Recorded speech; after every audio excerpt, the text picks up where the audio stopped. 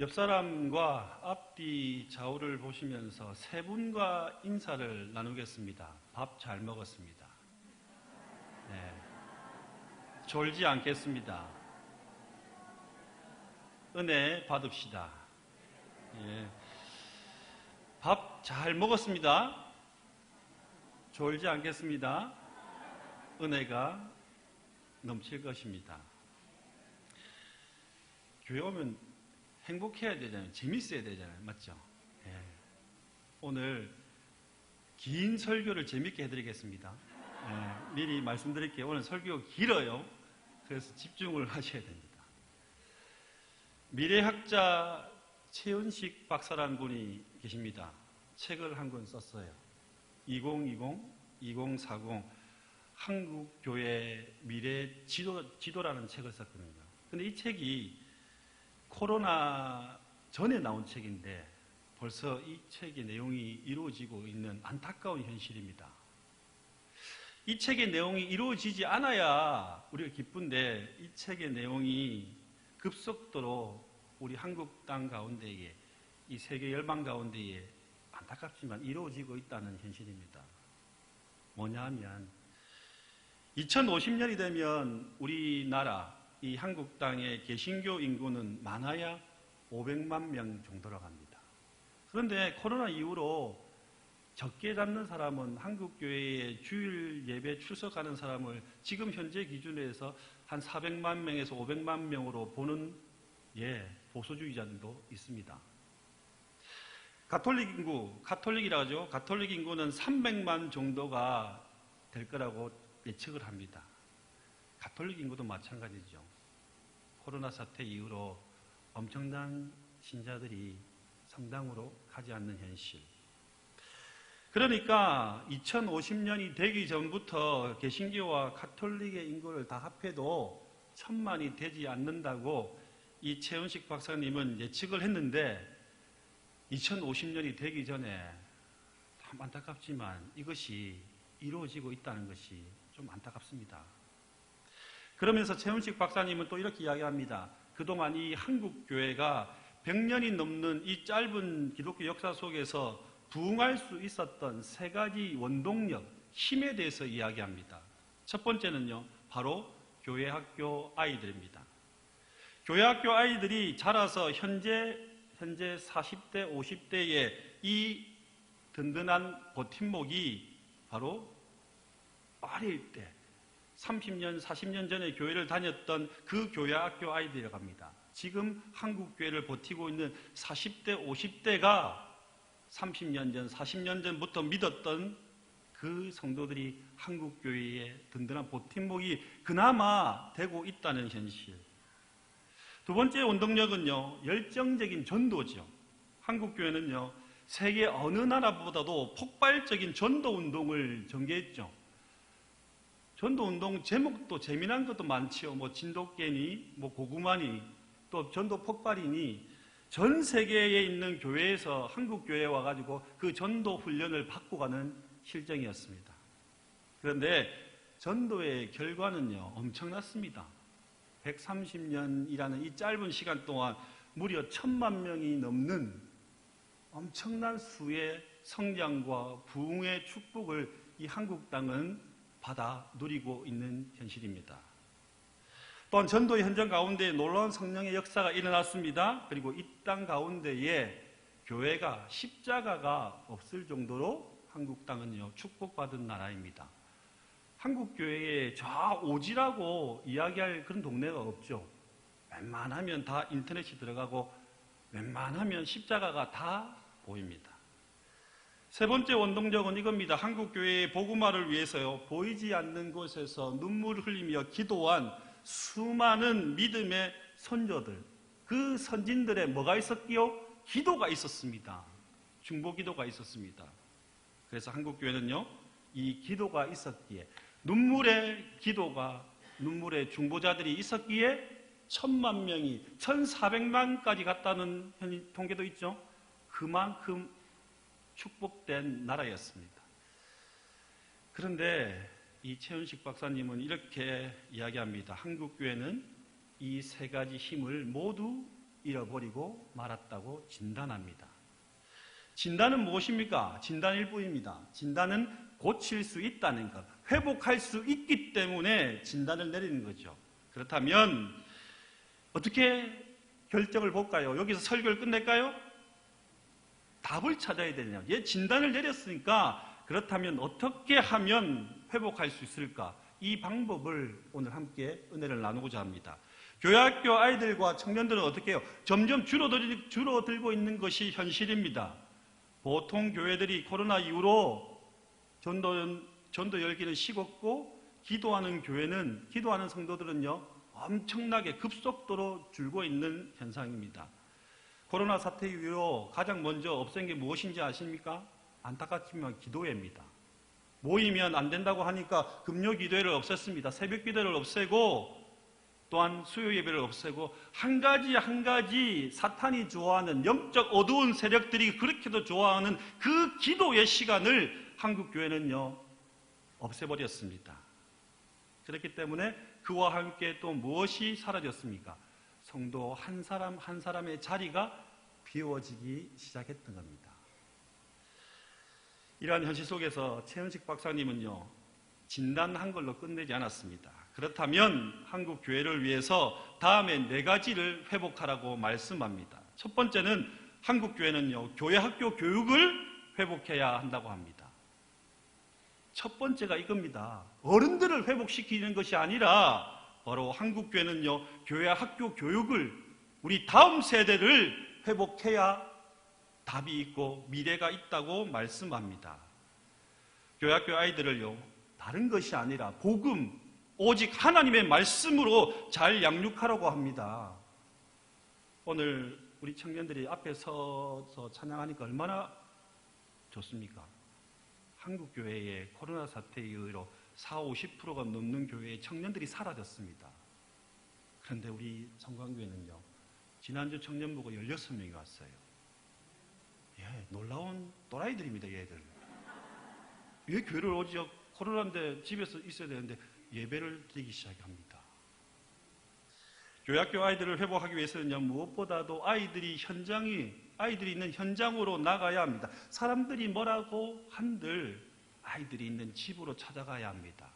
그리고 아이들이 있는 현장으로 찾아가라고 말씀합니다. 또한 청년들이 한 명이라도 있다면 그곳이 캠퍼스이든 직장이든 그 청년들을 만날 수 있는 방법을 찾으라고 이야기합니다.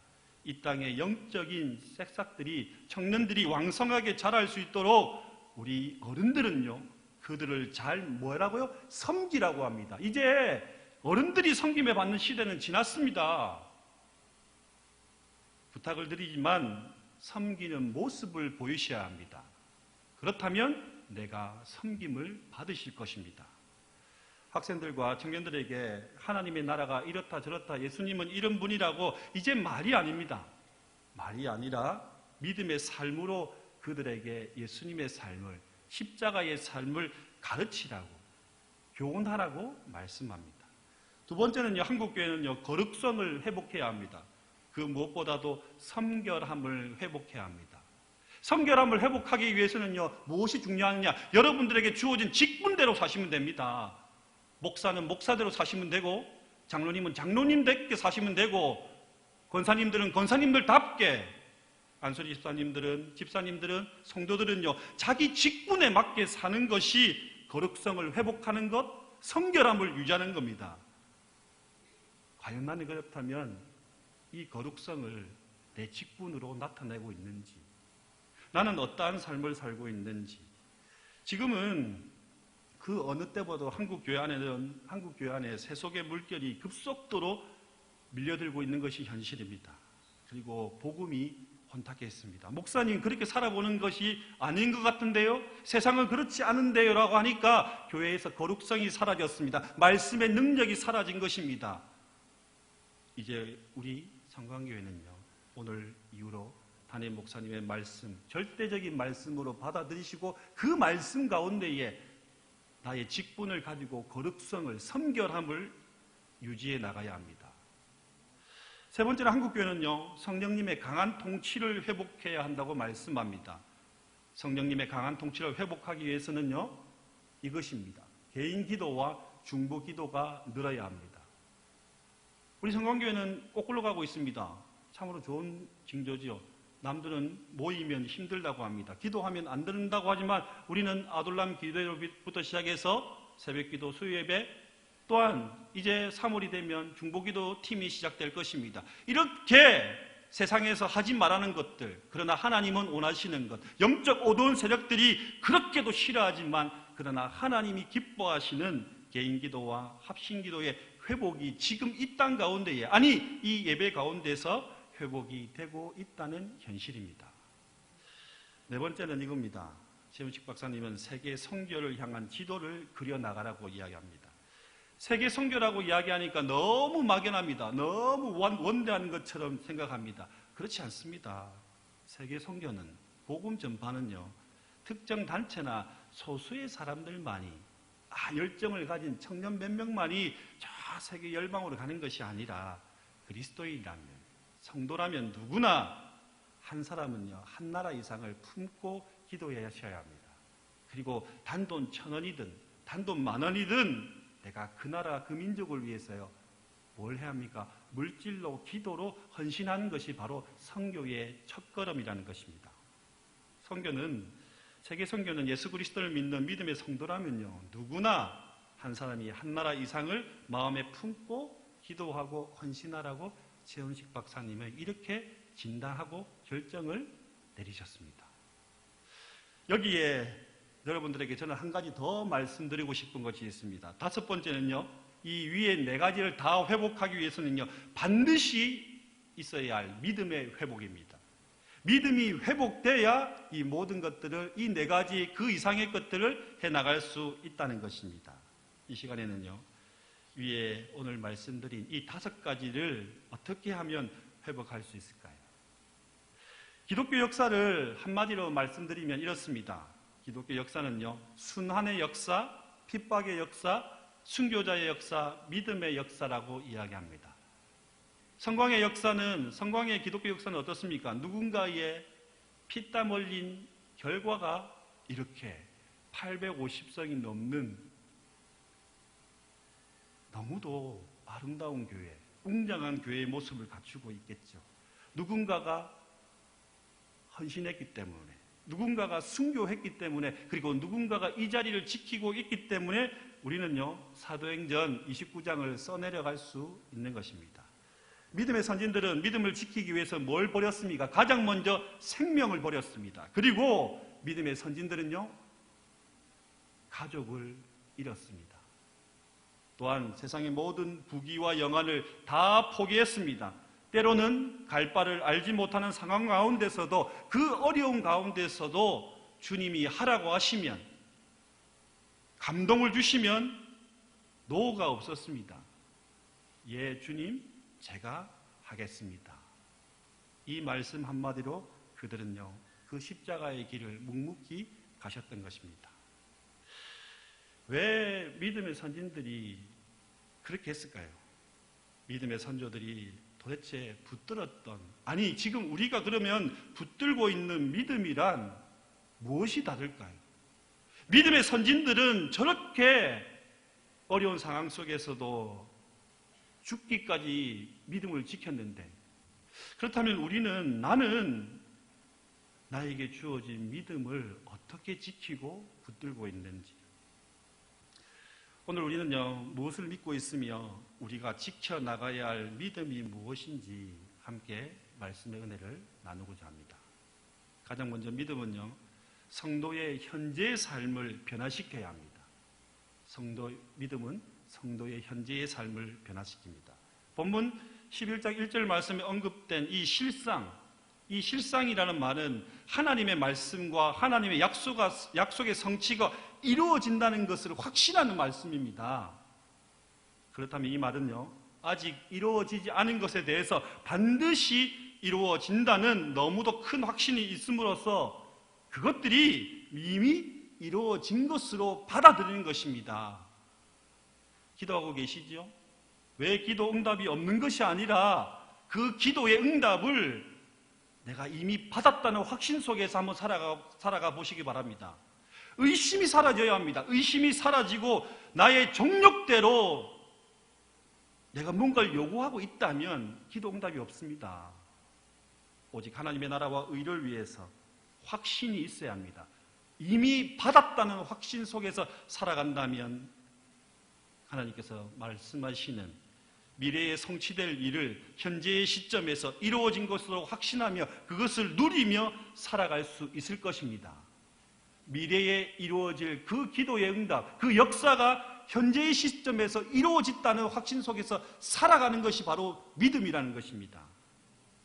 믿음이라는 것이 우리로 하여금 몽상가나 현실과 미래를 구분짓지 못하게 만드는 것이 절대 아니라는 것입니다. 믿음이란 하나님의 인도하심과 하나님의 약속 속에서 미래의 축복을 현재에도 누릴 수 있게 하는 특권입니다.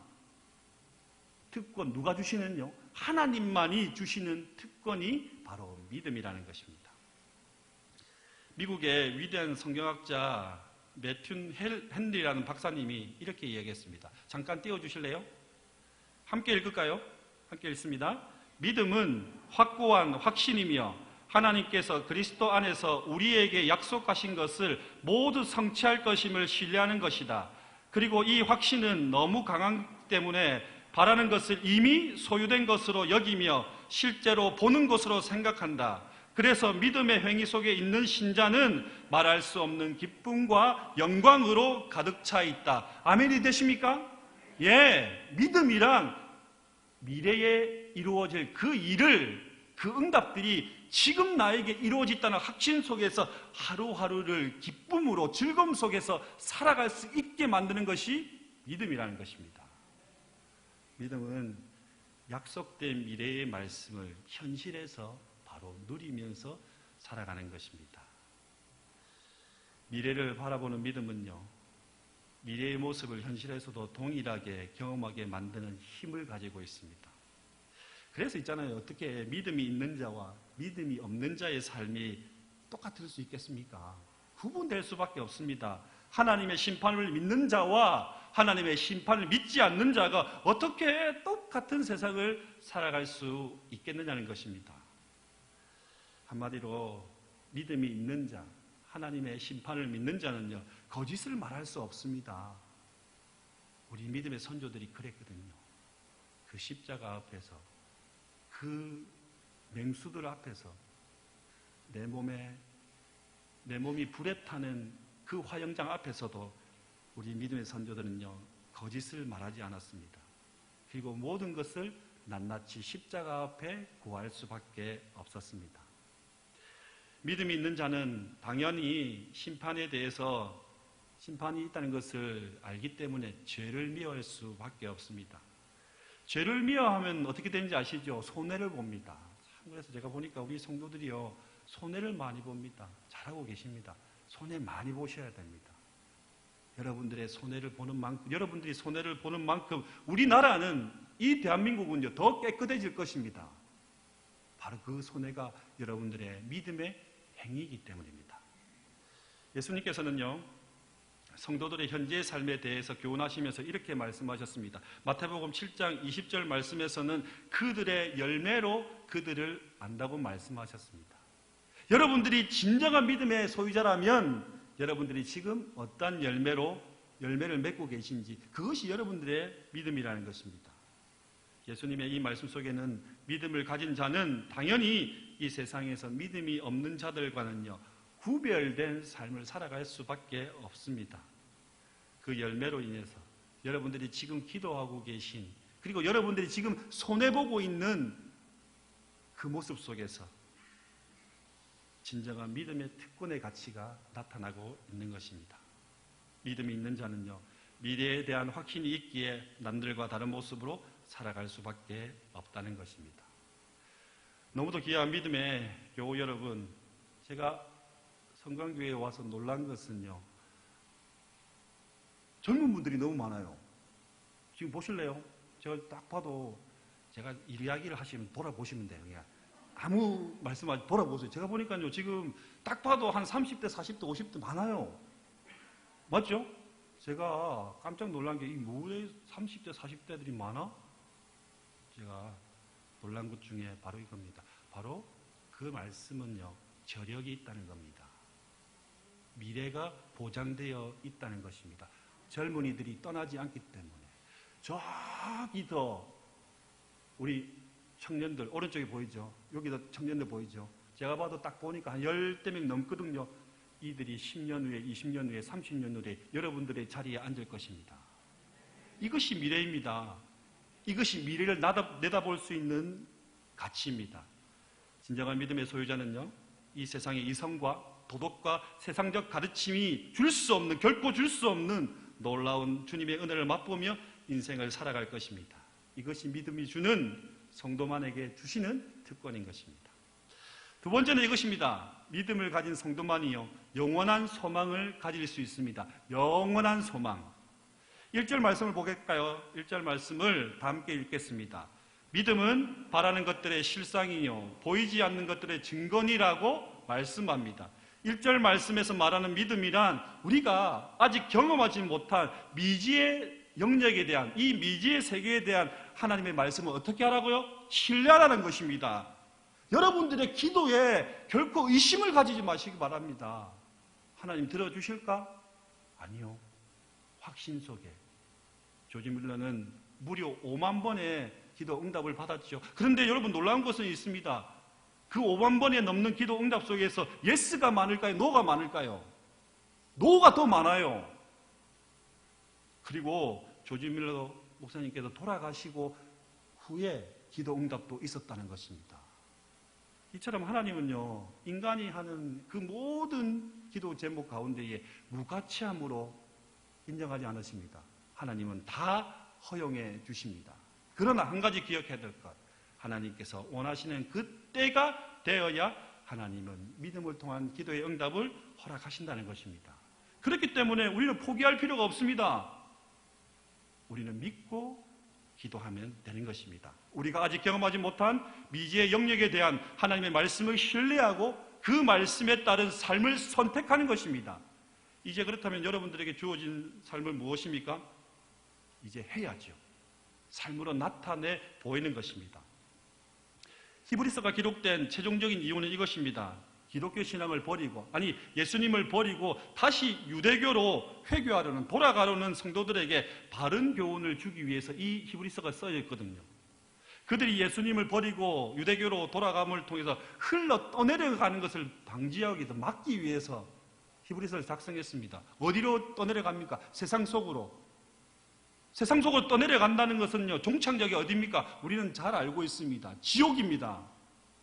영원히 꺼지지 않는 그 지옥 속으로 흘러 떠내려가는 자들을, 우리의 믿음의 선조들은요, 그것을 막기 위해서 히브리서 기자는요, 죽음도 불사하면서 그들을 다시 주님께로 인도하기 위해서요, 자신의 믿음을 그들을 위해서 내어 놓았습니다. 내 가족들, 내 친지들, 이웃들, 그리고 내 자녀들까지도 그들은요, 모두 믿음으로 살리기 위해서 자신을 희생할 수 있었습니다. 그들은요, 절대 융통성이 없거나 인정이 없거나 강압적인 면으로 그것을 행한 것이 아닙니다. 오히려 이러한 권면은요, 세상에서 가질 수 없는 가장 위대하고 가장 값지고 가장 아름다운 것을 포기시키지 않기 위해서, 그들이 포기하는 것을요, 막기 위해서 그들은 자신의 삶을 그들을 위해서, 타인을 위해서 희생할 수 있었다는 것입니다. 교회학교 아이들이 주는 것은 현실이잖아요. 이제 우리는 현실을 받아들여야 합니다. 현실을 받아들임을 통해서 이 현실을 이겨낼 수 있는, 다시 한 번 더 부흥할 수 있는 길을 찾아야 할 것입니다. 우리 많은 분들이 해야 할 것은 바로 이것입니다. 바로 바라는 것들의 실상과 보지 못하는 것들의 증거인 믿음을 통해서 우리가 다시 한 번 더 뭉치는 것입니다. 다시 한 번 더 예배 가운데에, 기도의 가운데에, 그리고 내가 속해 있는 그 공동체 가운데에 내가 녹아져 내려가는 것입니다. 바라는 것과 보지 못하는 것 중에 가장 크고 위대한 것이 무엇이냐고 누군가가 물을 것입니다. 여러분들, 지금 바라는 것과 보지 못하는 이 말씀 속에서 무엇을 기대하고 계십니까? 이 말씀 속에서 세상에서 주는 안락을 원하고 계십니까? 아니면 정서적인 안정을 원하십니까? 물질적인 평안함? 육체적인 건강? 아니면 내 자손이 잘 되는 번창하는 복력? 우리 믿음의 선조들은요, 그런 것을 원하지 않았습니다. 우리 믿음의 선조들이 바라는 것과 보지 못하는 것들 중에서 오직 바랬던 믿음은요, 바로 영원한 생명입니다. 영원한 생명. 바라는 것들과 보지 못하는 것들 중에서 가장 크고 최종적인 것은 바로 영원한 생명인 것입니다. 이는 믿음이 있어야 영원한 생명을 얻을 수 있기 때문에 우리 믿음의 선조들은요, 어떻게 해서든 영원한 생명을 얻고자 자기에게 주어진 그 십자가를 묵묵히 지고 갈 수 있었습니다. 우리를 세우고 살리는 놀라운 영적 비밀을 밝힐 수 있는 그 방법은요, 바로 한 가지입니다. 믿음을 소유하는 것입니다. 믿음을 소유해야 영원한 생명 또한 소유할 수 있다는 것입니다. 히브리서 11장 1절 말씀에 담긴 주님의 힘 있는 메시지가 바로 이것입니다. 바른 믿음의 소유자들만이 영원한 생명을 소유할 수 있다는 것. 그런데 요즘 세상을 보면 참으로 이 영원한 생명의 가치가 무가치하다고 오히려 이야기하죠. 참으로 냉담합니다. 영원한 생명에 대해서는 이야기하지 않고 오직 과학적이고 물리적인 정보가 절대적 우위를 차지하고 있는 세상. 어떻게 하면 더 많은 것을 가지고 더 많은 것을 찾아내려고 하는 이 무가치한 것을 자꾸 가치 있는 것으로 바꾸어 변질시키려고 하죠. 스스로 영원한 생명에 또한 어떻게 합니까? 도달할 수 있다고 착각 속에 살아갑니다. 20세기가 이제 끝나갈 무렵부터 지금까지 유전자 변형이나 복제, 게놈에 대한 연구의 증가가 급속도로 이루어지고 있죠. 또한 모 회사의 광고 문구처럼 생명 연장의 꿈을 꿈꾸맵니다. 인간들이 생명 연장의 꿈을 꿀 수 있다고 합니다. 인간들이 영원한 생명을 만들어낼 수 있다고 착각하고 있다는 것입니다. 그렇다면 교회 여러분, 진정 죄인에 불구하고 부족하기 그지없는 인간의 노력이 영원한 생명을 이룰 수 있다고 생각하십니까? 또한 인간들이 가지고 있는 그 모든 생각 속에서 과학적이고 물리적인 정보 속에서 과연 영원한 생명, 소망이 있다고 생각하십니까? 우리는 답을 알고 있습니다. 결코 그렇지 않다는 것. 종국적으로 인간이 쌓은 탑은요, 결국 무너질 수밖에 없다는 것을 우리는 너무도 잘 알고 있습니다. 인간이 이룰 수 있다고 기대하고 소망하는 영원한 생명에 대한 꿈은요, 결코 이루어질 수 없다는 것을 우리는 오늘 말씀 속에서 다시 한 번 더 깨달을 수 있어야 합니다.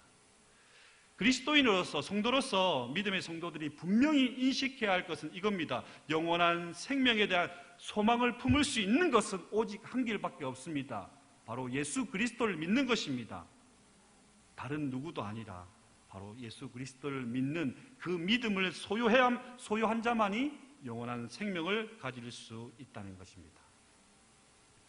세상으로 위안을 받을 수 없다는 것을 알지만 우리는 연약하게 또 넘어지죠. 또한 잠시 후면 사라지고 썩어질 것이라고 알고 있지만 또 때로는 우리는 또 그곳에 목을 맵니다. 그렇다면 그것이 우리에게 영원한 생명을 줄 수 없다는 것 또한 우리는 알고 있죠. 그렇다면 오직 영원한 소망을 가능케 하는 여러분들에게 주어진 그 믿음을 더욱 견고하게 다져나가시기를 소원합니다. 참된 믿음은요, 어떠한 핍박이 와도, 어떠한 어려움과 압박감이 와도, 어떠한 부당한 대우를 받아도 그 가치는요, 영원히 변하지 않을 것입니다. 마지막입니다. 마지막 세 번째는 진실한 믿음을 가진 성도만이요, 하나님 말씀에 전적으로 순종할 수 있다는 것입니다. 8절 말씀에 보면, 8절 말씀을 보시면 믿음으로 아브라함은 부르심을 받았을 때에 순종하여 장래의 유업을 받을 땅에 나아갈새 갈 바를 알지 못하고 나아갔다고 말씀합니다. 이 말씀 속에서 너무도 중요한 단어가 딱 두 개 나오죠. 바로 우리가 다 압니다. 그런데 잘 안 되죠. 믿음과 순종입니다. 아브라함이 하나님을 어떻게 했습니까? 진실하게 믿었습니다. 또한 하나님의 말씀에 부르심에 전적으로 순종하였기에 지금 우리가 아브라함을 아브라함이라고 부를 수 있습니다. 아브라함은 믿음을 가지고 하나님의 말씀에 전적으로 순종하였기에 갈 바를 알지 못했지만 한 걸음 한 걸음 덜이었지만 뚜벅뚜벅 자신의 자리를 지키며 그곳으로 나아갈 수 있었습니다. 창세기 12장 1절 말씀에 보면 하나님을 향한 아브라함의 부르심이 나오죠. 또한 여호와께서 아브라함에게 이르시되 너는 너의 고향과 친척과 아버지의 집을 떠나 내가 내게 보여줄 땅으로 가라고 말씀합니다. 근데 이 말씀은요, 혈육을 가지고 있는 인간에게 주시는요 참으로 혹독한 테스트입니다. 자신의 출생지를 떠나라고 합니다. 또한 고향과 집을 포기하고 떠나라고 말씀합니다. 또한 친척들과 사랑하는 사람들을 남겨두고 떠나라고 하시네요. 무엇보다도 힘든 것은요, 불확실한 미래를 위해서 확실한 현재를 포기하라고 합니다.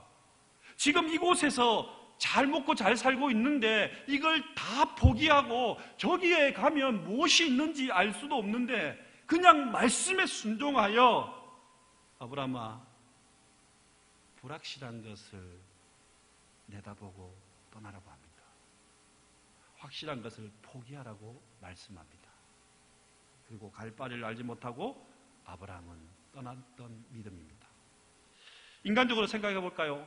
너무도 가혹하죠. 지금 아브라함의 나이가 대략 70이 넘었잖아요. 그렇다면 어떤 사람이었습니까? 이 정도의 나이면 당시 자신이 살고 있는 그 지역에서 삶의 자리에서 이미 깊숙이 뿌리 박고 자리 잡았죠. 재산도 어느 정도 가지고 있을 것이고 또한 가족과 친척들도 또 많은 사람들 많이 있는 그곳에서 하나님께서 다 그것을 내버려 두고 떠나라고 하십니다. 그런데 아브라함은요, 하나님의 말씀을 믿고 그 말씀에 전적으로 뒤돌아보지 않았습니다. 오직 순종함으로 길을 떠날 수 있었습니다. 확실한 현재를 완전히 포기하고 불확실한 미래를 바라보면서 그 길을 떠났던 사람, 우리는 그를 아브라함이라고 이야기합니다. 그리고 우리는 그를 믿음의 조상이라고 이야기합니다. 아브라함은요, 조금도 낙심하지 않고 하나님의 말씀만을 의지한 채 순종하고 그 길을 떠났던 사람입니다. 이와 같이요, 믿음이라는 것이요, 아무리 어려운 것이라도 하나님께서 우리에게 요구하시는 것을 순종함을 통해서 가능하게 합니다. 믿음이 있는 자만이 행할 수 있다는 것입니다. 그런데 너무도 안타까운 것은 오늘날 성도들 중에는 하나님의 백성이라고 이야기하면서 자신이 또 믿음의 사람이라고 이야기하면서도 극히 제한적으로만 순종하는 사람이 있죠. 안경을 끼고 닦으면 안 닦이죠. 예, 제가 지금 안경을 끼고 이렇게 닦으니까 안 닦이더라고요. 죄송합니다. 그만큼 열심히 설교 말씀을 전하고 있습니다. 여러분, 불확실한 미래를 내다볼 수밖에 없는 것이 한국 교회의 현실입니다. 그런데도 여러분들은 이곳에서 확실한 현재를 포기하시고 이곳에 나오셔서 함께 예배드리고 있습니다. 그리고 하나님께서는 여러분들에게 이렇게 이야기하십니다. 나의 백성이라고. 그리고 여러분들을 통해서 하나님께서는요, 이루시겠다고 말씀합니다. 무엇을요? 하나님의 뜻을 이루시겠다고 말씀합니다. 자신이 믿음의 사람이라고 우리가 부족하지만 이야기할 수 있는 것은 우리가 바로 하나님의 말씀에 전적으로 순종하는 성도이기 때문입니다. 실천적인 믿음이 중요합니다. 실천적인 삶이 중요합니다. 여러분들에게 주어진 그 믿음을 실천적으로 실천하며 살아갈 수 있기를 소원합니다. 너무도 귀한 믿음의 교회 여러분, 믿음 위에 굳게 서시기를 바랍니다. 또한 하나님을 전적으로 신뢰하시기 바랍니다. 마치 탐험가가 나침반 하나 하고 지도 한 장만을 가지고 미지의 세계를 탐험하듯이 여러분들에게 무엇이 있습니까? 첫째, 말씀이 있습니다. 두 번째 뭐가 있습니까? 기도가 있습니다. 말씀과 기도를 붙드시고 이 미지의 세계를 멋지게 탐험하시기를 부탁을 드립니다. 하나님께서는요, 여러분들을 통해서 하나님의 뜻을 이루시기를 소원합니다. 말씀을 마치려고 합니다. 너무도 귀한 믿음의 교회 여러분, 믿음은요, 성도의 현재의 삶을 변화시킵니다. 우리가 믿는 믿음은 반드시 현실로 나타날 것입니다. 믿음을 가진 성도만이 영원한 소망을 가질 수 있습니다. 그리고 진정한 믿음을 가진 성도만이 하나님의 말씀에 전적으로 순종할 수 있는 것입니다. 오늘 이 말씀이 오늘 살아가는 우리 청년들, 그리고 귀한 믿음의 교우 여러분들의 삶에서 모두 이루어지기를 함께 소원합니다. 예.